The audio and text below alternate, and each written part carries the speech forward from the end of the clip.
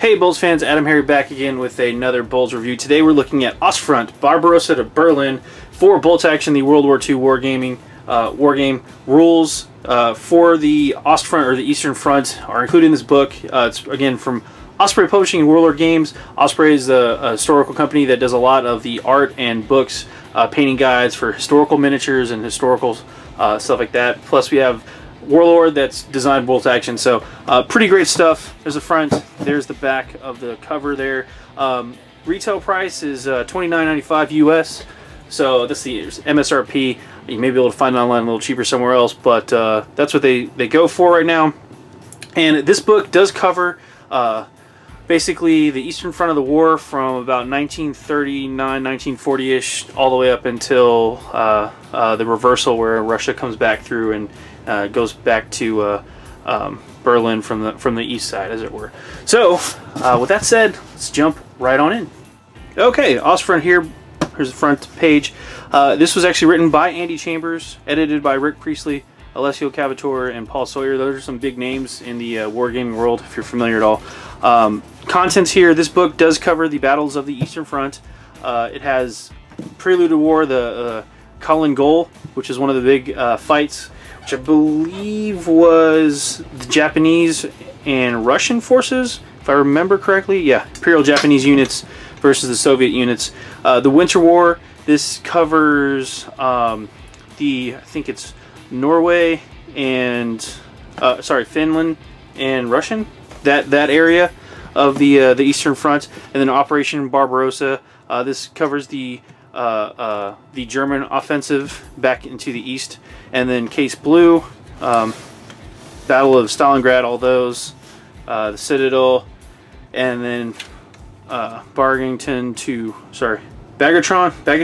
I can't say that word, Bagraton to Berlin.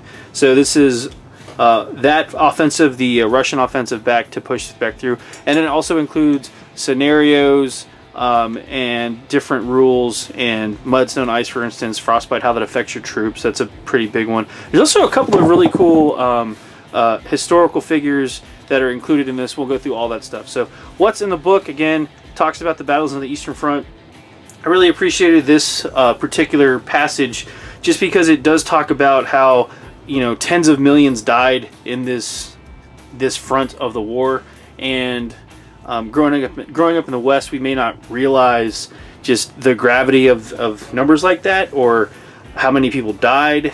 Just the scale is kind of mind-blowing. It often gets kind of ignored or swept under the rug, and we just don't have a good appreciation these days for just how many human lives were lost in the Eastern Front on both sides, and it's kind of nuts. But it kind of goes into it a little bit more detail. I do encourage you, if you are interested, World War II history is a great topic to learn about. So pretty nuts, but yeah. So thank you, Warlord and Bolt Action, for talking about it and acknowledging the fact that lots of human lives were lost, and this book is kind of to teach, if as much to learn about and to play a game. So anyway, Prelude, I'll get off my soapbox there. Prelude, again, this just talks about the Japanese clashes with the Soviet forces, all that stuff. Second Japanese attack. They do have some cool scenarios in this book, which I really liked. Just talks about different setups, different objectives, kind of designed around the different campaigns, the different theaters of war, stuff like that. It does have some additional units as well, or modified units that were already in the game that have been modified slightly to fit the specific scenarios or whatever. So we get into the Winter War. Again, this is between Finland and the Soviet Union, winter of 39 to 40. Even though the Finns were really outnumbered, they did put up some pretty staggering defeats against the Red Army, and right here, inflicted a string of costly defeats on the invading Soviet forces. So pretty crazy. Mannerheim Line, all that stuff. It talks about the history of war. This is one of the cool sections I always like, these gray sections. It talks about people or things from history in a very well-detailed, well-researched kind of manner. This is one of the legends of the Ostfront. This is Simeo, and I'm sorry about this last name. I think it's Heiha, the White Death, which this guy apparently was a boss. He is a sniper from the Finnish side. He has the record for the most confirmed kills of any sniper in history. 505 enemy combatants over 100 days. He is a living embodiment of the guts and fighting spirit, or to use the Finnish idiom, sisu, sorry about that, of his countrymen. So this guy, completely awesome in war, but he's crazy. He's a model here. They have points for him, and they have special rules for him. He's the White Death. He ignores movement penalties and stuff like that, and he's just Finnish guy, kind of a badass. So, Legends of the Ostfront, Lieutenant Larry Thorne. Sorry again if I butchered that. More stuff on him in these two sections, just historical aspects, heroes, Red Army regroups and the aftermath and all that stuff. We go through all those different scenarios. There's a couple more scenarios about the Matterheim line. So that big fight, pocketed. He just goes through all these things. Additional units, Operation Barbarossa. This is the biggest invasion in history. This is when the Axis forces basically invaded the East. So that's what this is all about. So yeah, this is when they pushed east, or for them, they pushed into the east and just did a whole bunch of damage to the USSR and just smashed face, and just the Soviets fighting tooth and nail, scorched earth policy, all that horribleness. This is where a lot of people died. But they go through the different scenarios that you can use to replay some of these. They talk about the unique struggles and kind of the issues that each army had, and how it wasn't a straight up fair fight, and it's not, these scenarios may not be entirely fair to play through, but that was kind of the point. You're fighting against the odds. So all those different scenarios. Frostbite's in effect here. Basically all Axis units, including reserves, are subject to the rules for frostbite, and yeah, stuff like that. So additional German units, Brandenburger's unconventional warfare tactics, and Legends of Ostfront, Otto Skorzeny.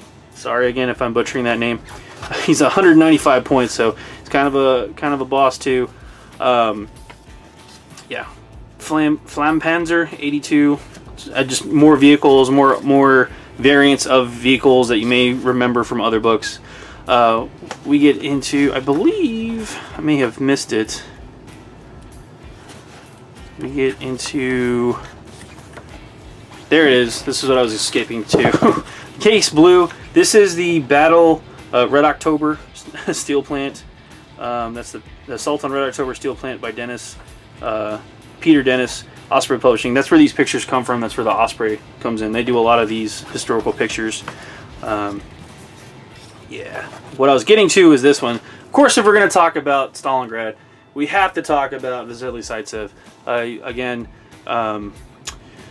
there was the movie a while back, Enemy at the Gates, with Jude Law as Vasily Zaitsev. It's an entertaining movie. I liked it. I like watching it. It just gets into the dirty Russian fighting in Stalingrad, and both sides getting down and dirty, and doing what they had to win, and you know, it's just pretty brutal. Yeah, Vasily, he's also a badass. If you remember him, conservative estimates place the number of kills around 300, but I mean, one of the things they talk about early on in this book is a lot of this stuff is anecdotal evidence or stories from veterans of the war, so they didn't really keep exact records. When you're dealing with tens of millions of people dying, it's a little hard to keep track while you're fighting a war, so pretty horrible. And the record keeping and all that stuff. So we have him in the Battle of Stalingrad. Talks about how to fight the Battle of Stalingrad, the different scenarios to use in this book and all that stuff. So but it's just kind of continues through there, the Volga crossing, blockbusting, all of those. This is overall, like, it's 112 pages, obviously full color. New special rules in the back here, new scenarios, all that stuff. And it goes through again all the way through the Ostfront when the Russians counterattack and come back through to Berlin. So Then we get to the new rules: snow, mud, ice, how this affects the game board and affects the units and stuff like that. Foxholes, trenches, and gun pits, and all those terrible weapons of war that we had in World War II. So night fighting, and some other awesome stuff that that's included in this book. I'm not going to go through anymore. I don't want to spoil the rest, but I've gone through quite a bit already. But anyway, this is definitely something if you are interested in the history of World War II. It's a good coffee table book. If you're playing bolt action as Germans or Russians, it's almost a must-have. And if you're playing just as a completionist and you want to get it, this is a good campaign book. You can definitely pull some of the ideas from this book. I know, like, for instance, the snow, mud, ice kind of stuff. Maybe you could repurpose some of that for like a Battle of the Bulge type scenario. So if you're a U.S. player, or an Allied player for that matter. So yeah, tons of good stuff in this book. Lots of, like I said, units. The art's great. Yeah, it's around $30 US MSRP. So said that already. But anyway, that's pretty much it for this BoLS review. Hope you enjoyed it. This is AdamHarry from BoLS signing off. Have a good one.